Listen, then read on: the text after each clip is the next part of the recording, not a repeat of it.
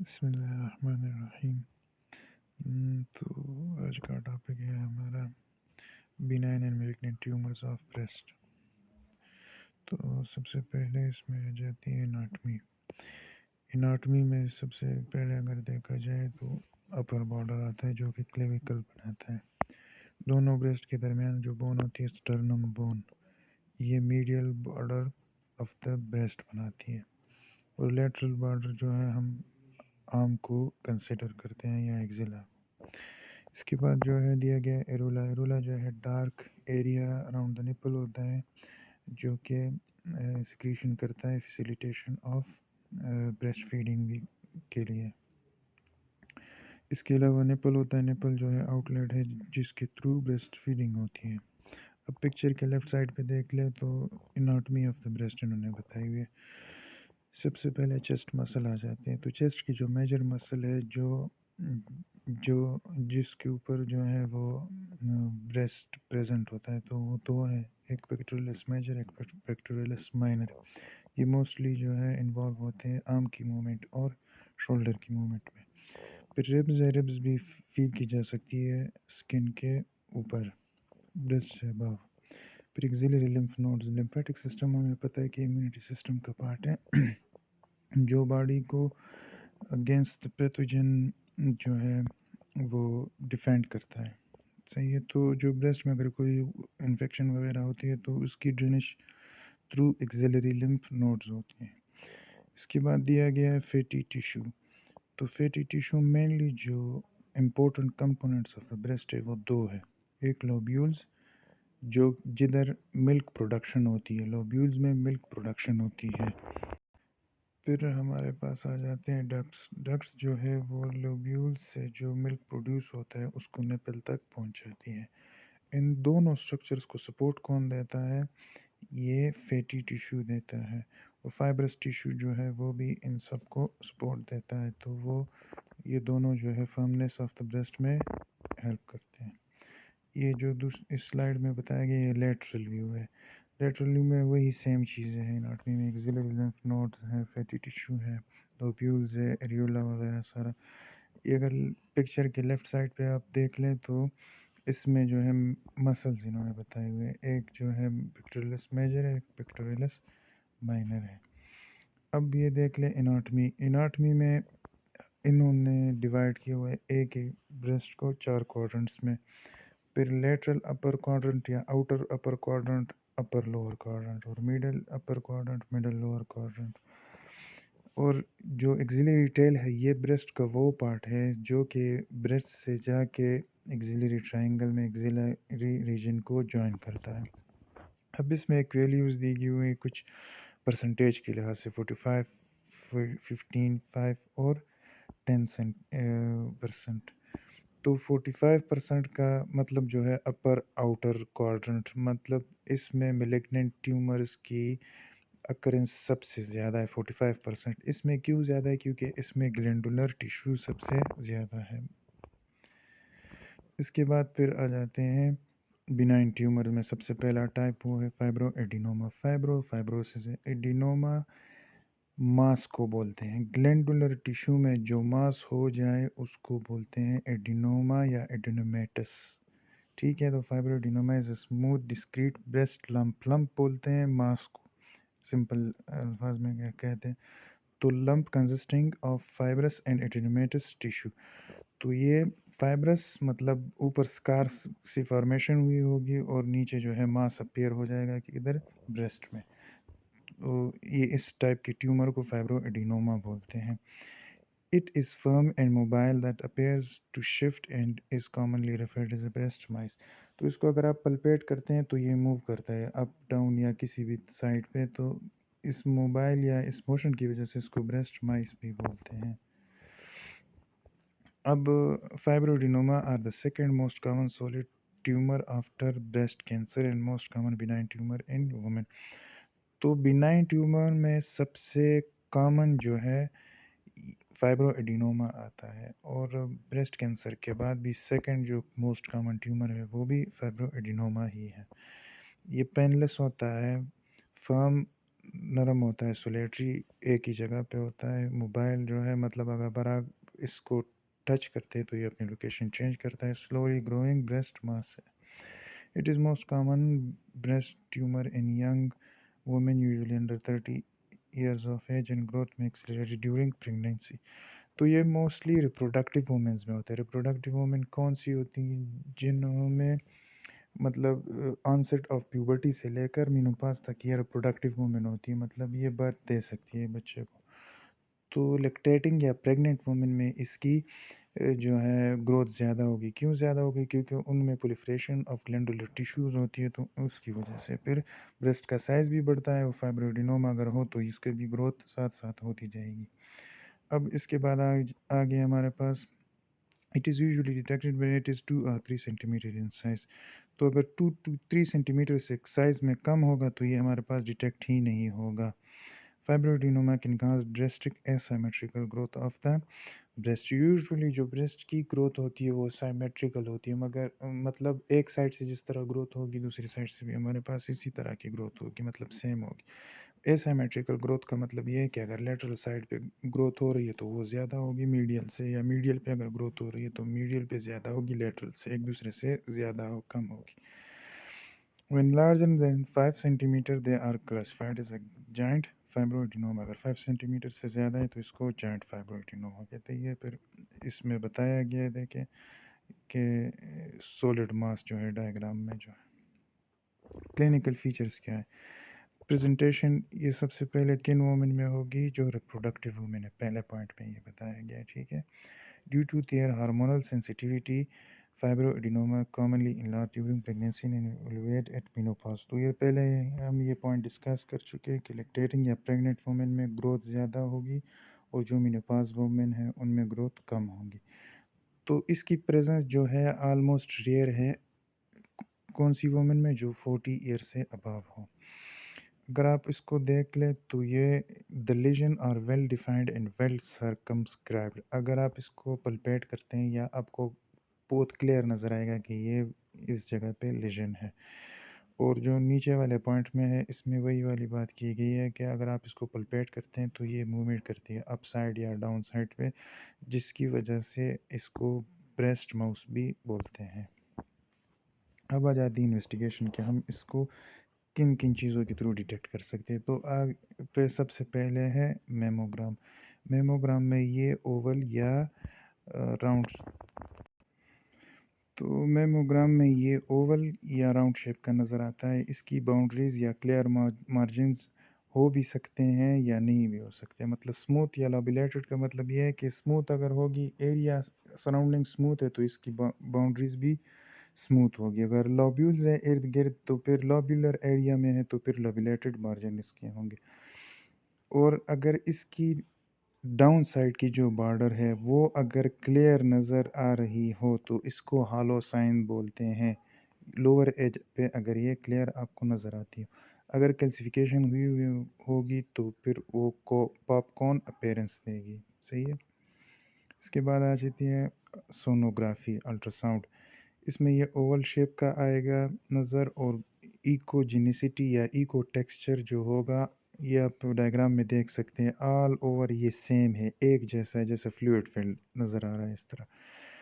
इसमें जो है इको टेक्सचर सेम है, इसको ब्राइट अप भी बोलते हैं। तो एक दूसरी टाइप है बिनाइन ट्यूमर की जिसमें सिस्ट लाइक अपीयरेंस होता है, या हेमोरेज या नेक्रोसिस, मतलब वस्कुलर अगर कोई मास होगा तो उसमें फिर अंदर जो है आपको नेक्रोसिस या हेमोरेज नज़र आएगी।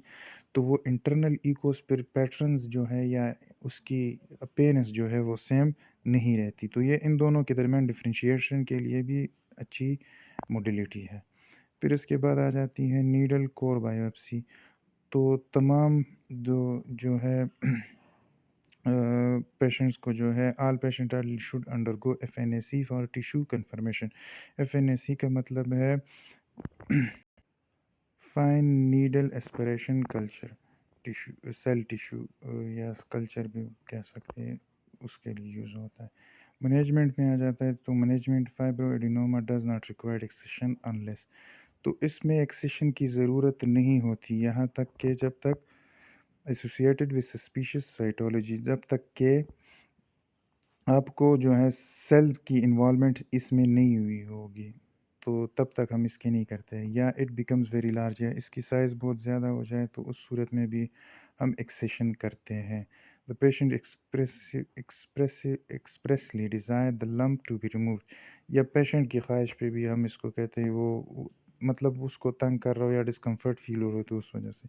If needed can proceed with lumpectomy. Lumpectomy जो है उसमें हम क्या करते हैं, मांस को सारा के सारे मांस को हम रिमूव कर देते हैं। या क्रायोबिलेशन, क्रायोबिलेशन में हम क्या करते हैं, क्रायोबिलेशन में हम उस मांस को फ्रीज आउट कर देते हैं, ठीक है।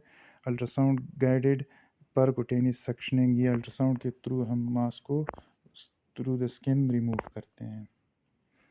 अब आ जाती है लम्पेक्टोमी। तो lumpectomy excisional biopsy most commonly use, सबसे ज़्यादा लम्पेक्टोमी यूज़ होती है।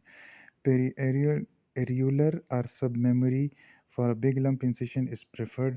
Usually GA is used, but small lump can excised under local anesthesia. Incision is deepened until a capsule of mass.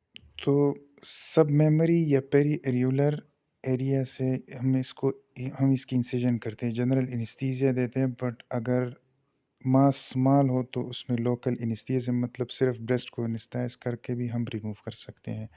Enucleation technique वो है जिसमें ज़्यादा accession हम नहीं करते, मतलब छोटा सा कट लगा के उससे हम उसको फिंगर के थ्रू रिमूव करते हैं, ठीक है। और तीसरे पॉइंट जो है वो स्पेसिमेन जो आप करना चाहते हैं उसको चेक करने के लिए कि यार ये कौन सी टाइप की है साइटोलॉजी इसकी, कि ये हिस्टोलॉजिकल या टिश्यू की एग्जामिनेशन के लिए हम इसको लेबॉर्ट्री में भेज देते हैं। क्रायोब्लेशन हम डिस्कस कर चुके, फिर भी small needle is placed in the tumour centre under ultrasound guidance, local anaesthesia, ठीक है। लोकल एनेस्थीसिया सिर्फ ब्रेस्ट को एनेस्थाइज करके नीडल उसके अंदर इंसर्ट कर देते हैं ट्यूमर के अंदर। The tip of the needle is freezed and thus ice crystal formed inside of lump which can be seen on ultrasound. तो ये लंप को क्या करते हैं, या जो ये मास है इसको फ्रीज आउट करके फिर उसके बाद वो इनएक्टिव हो जाता है। Study has shown in 1 year follow up 50 patient there is 92% reduction in the tumour size. तो ऑलमोस्ट 50%, 92% रिडक्शन आ जाती है 50 पेशेंट में एक साल में, मतलब 50% पेशेंट में 92% रिडक्शन आ जाती है तकरीबन एक साल में, जितना इन्होंने रिसर्च के थ्रू वो डेटा वो किया। अब आ जाते हैं फाइब्रोसिस्टिक ब्रेस्ट। फाइब्रोसिस्टिक ब्रेस्ट में क्या होता है, commonly called fibroadenosis is a benign condition where small lumps are felt at the breast. तो इसमें फाइब्रोसिस भी होगी, सिस्ट मतलब होगा, सिस्ट में क्या होता है, उधर मास था, इधर फ्लूइड फिल्ड वो होगा, सेक होंगे, इसको फाइब्रोएडिनोसिस भी बोलते हैं। ये सेकंड टाइप है बिनाइन, जो है बिनाइन ट्यूमर्स की ब्रेस्ट में। It is characterise by fibrous and cystic changes in the breast tissue. तो ये फाइब्रस और सिस्टिक दोनों तरह की चेंजेस आ जाती है किस चीज़ में, ब्रेस्ट में। मतलब फाइब्रस जो है ऊपर से स्कारिंग वगैरह या अपेरेंस चेंज हो जाते हैं, और अंदर जो है सिस्टिक लाइक अपेरेंस आपको जब पलपेट करेंगे फील होंगे। Fibrocystic breast aren't harmful or dangerous but may bothersome or comfortable for some women। ये हार्मफुल या डेंजरस नहीं होती, क्योंकि बिनाइन है तो ये डेंजरस नहीं होती, लेकिन कुछ पेशेंट्स के लिए ये अनकंफर्टेबल हो सकती है। More than half of a women will develop fibrocystic breast disease at some point in their lifes. तो तकरीबन अगर 100% है तो 50% ऑफ द वुमेन जो है वो डेवलप कर सकती हैं किसी भी स्टेज पे फाइब्रोसिस्टिक जो ये डिजीज़ है उनको हो सकता है। Many women with fibrocystic breast will not have any associative system symptoms. ज़्यादातर जो वुमेन है उनमें आपको क्लियर जो है सिम्टम्स नज़र ही नहीं आएंगे, मतलब आप उनको वो डिफ्रेंशिएट ही नहीं कर सकते, ना वो खुद डिटेक्ट कर सकती है, एसिम्प्टोमेटिक होते हैं। They can be further classified into two types, इनकी फर्दर टू टाइप्स हो सकती है, फाइब्रोसिस और सिस्ट्स। फाइब्रोसिस में क्या होता है, fibrous tissue similar to scar tissue, it feels firm rubbery और हार्ड टू टच।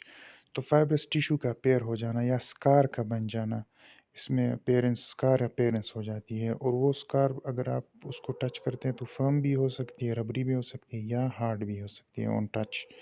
सिस्ट क्या होती हैं? Fluid filled sacs, smaller cyst are harder to feel but they may get bigger over time. तो smaller cyst जो है वो अ, आप feel नहीं कर सकते, ठीक है? अगर वो उनकी साइज़ बड़ी हो तो फिर आप उनको डिटेक्ट भी आसानी से कर सकते हैं और फील भी हो जाती है टच से।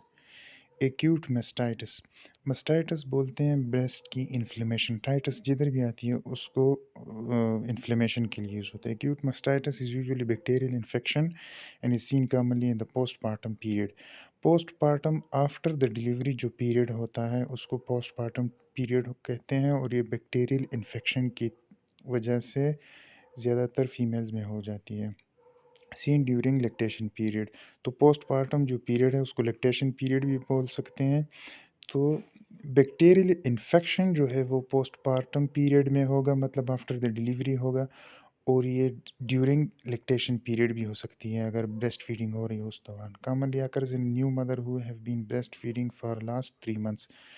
तो जो ब्रेस्ट फीडिंग करते हैं मतलब उनमें ज़्यादा इसकी अकरेंस का वो है।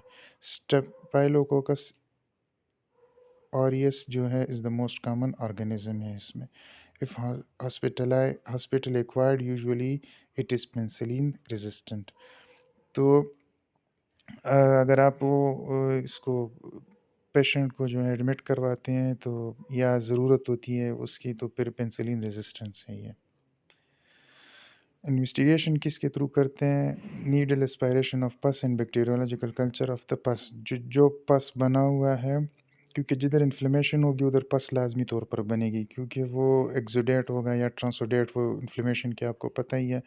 तो उधर पस को निकाल के फिर कल्चरिंग करते हैं उसकी। अल्ट्रासाउंड के थ्रू भी डिटेक्ट कर सकते हैं to detect abscess location which can be subcutaneous, subareolar, interlobular, preductal and retromemory abscess। तो एब्सेस जो है पस फील्ड सेक्स को बोलते हैं, ठीक है? या सॉलिड फॉर्म जो वो कन्वर्ट हो जाती है कोई भी मास सॉलिड फॉर्म फ्लूइड फील्ड, या पस भी फ्लूइड की फॉर्म ही है एक। तो फिर उसकी जो है उसकी डिटेक्शन के लिए अल्ट्रासाउंड इन्होंने लोकेशन को एग्जैक्ट मालूम करने के लिए कि कौन से क्वाड्रेंट में है, तो उसके लिए अल्ट्रासाउंड यूज़ होता है। वो सब कुटेनियस मतलब स्किन के नीचे भी हो सकते हैं, सब एरियुलर एरियुला नीचे नीचे के रीजन के नीचे भी हो सकता है, इंट्रालोबुलर या पेरीडक्टल मतलब डक्ट के अराउंड या लोब्यूल के अंदर भी हो सकती है, या रेट्रो मेमोरी एब्सेस भी हो सकती है। रेट्रो मेमोरी मतलब मेमोरी ग्लैंड के नीचे हो सकती है। Management for each infection, we give coamoxiclav, flo, flucloxacillin to treat the infection. तो ये हम यूज़ करते हैं इसमें कोमोक्सिक्लेव, फ्लोलोक्सिलिन, ये इन्फेक्शन को ट्रीटमेंट के लिए यूज़ करते हैं। Encourage breast pumps to promote milk drainage, जो मिल्क ड्रेनेज के लिए हम ब्रेस्ट पंप का भी इस्तेमाल इसमें कर सकते हैं। Support of the breast local heat and analgesic to relieve the pain. तो लोकल हीट भी दे सकते हैं या एनाल्जेसिक भी दे सकते हैं, जो गर्म पट्टियाँ वगैरह उस इसलिए ताकि जो पेन है उससे रिलीफ मिले। Establish abscess do recurrent aspiration incision and drainage. तो जो एब्सेस बना होगा उसके लिए क्या करेंगे? उसको कंटिन्यूअसली एस्पायरेट करेंगे, मतलब फ्लूइड को रिमूव करेंगे। इंसेशन उसके लिए छोटी कट्स लगेंगी और इसके थ्रू उसकी ड्रेनेज होगी। अब इसमें आ जाता है एक्यूट मास्टाइटिस। तो ब्रेस्ट एब्सेस में जो है it is complication of acute mastitis and is also known as a chronic intra mammary abscess. तो ब्रेस्ट एब्सेस जो है ये क्या है? कॉम्प्लिकेशन ऑफ एक्यूट मास्टाइटिस है, जो कि हम ऑलरेडी पीछे पढ़ चुके हैं कि इन्फ्लेमेशन चेंज हो गई और उसमें एब्सेस बन गया, मतलब पस जो है वो मतलब पस की एक्युमुलेशन होना शुरू हो जाती है। तो इसमें क्या हो जाता है? रेडनेस, लार्ज पस स्वेलिंग होगी और पेनफुल भी होगी, ठीक है? मैनेजमेंट उसकी क्या करते हैं? वही करते हैं कि एस्पायरेशन करते हैं under antibiotic cover, if necessary using ultrasound. तो पहले तो एस्पायरेट वो पस जो है उसको निकालते हैं, अगर एंटीबायोटिक की ज़रूरत हुई तो वो भी साथ में रिकमेंड करते हैं, और ये सब अल्ट्रासाउंड गाइडेड प्रोसीजर्स होती हैं, सही है? और लोकल एनेस्थीसिया के अंडर होती हैं। इंसिशन एंड ड्रेनेज और इंसिशन में वही करते हैं कि कट लगाते हैं, और उस कट के थ्रू जो है हम इसकी ड्रेनेज करते हैं। If mark skin thinning is present with a big abscess done under general anaesthesia, तो जो एस्पायरेशन में है उसमें लोकल एनेस्थीसिया होगा, इसमें जो है जनरल एनेस्थीसिया है, ठीक है? एस्पायरेशन में जो है वो सक आउट करते हैं, ठीक है? एस्पायरेट करते हैं। और जो ड्रेनेज है, ड्रेनेज तो आपको पता है, इसमें कट लगेगा, फिर उसके थ्रू जो है ड्रेनेज होगी इसकी, वो रेडियल या सर्कम इरुलर इंसिशन और द अफेक्टेड सेगमेंट। तो रेडियल भी हो सकती है या सर्कुलर, मतलब राउंड जो है, या एरियुलर रीजन जो है इसके रेडियस में इस तरह कट लगाएंगे, मतलब सीधा सीधा, या सर्कम सर्कुलर एरिया में इसका कट लगाएंगे, और the affected segment of segment जो है all calculi are broken down and after proper drainage and washing of the abscess cavity wound is packed with the ribbon gauze or drain inserted to allow the dependent drainage। तो अगर कैलिकुलाई या calcification हुई हुई है तो उसको पहले हम ब्रोकन डाउन करते हैं, फिर उसको निकालते हैं। इसके बाद फिर जो कैविटी में फ्लूइड रह गया उस फ्लूइड को जो है हम प्रॉपरली ड्रेन करते हैं, ठीक है? Later after day later after a day pack is removed and continue dressing till the wound healing. तो उसके अलावा जो है पट्टी इसकी करते रहते हैं तब तक कि जब तक वो जो इंसिशन के थ्रू ज़ख़म बना है वो बिल्कुल ठीक ना हो जाए, ठीक है? तो यहाँ पे ये ख़त्म हो जाती है हमारी जो है बिनाइन ट्यूमर्स ऑफ ब्रेस्ट।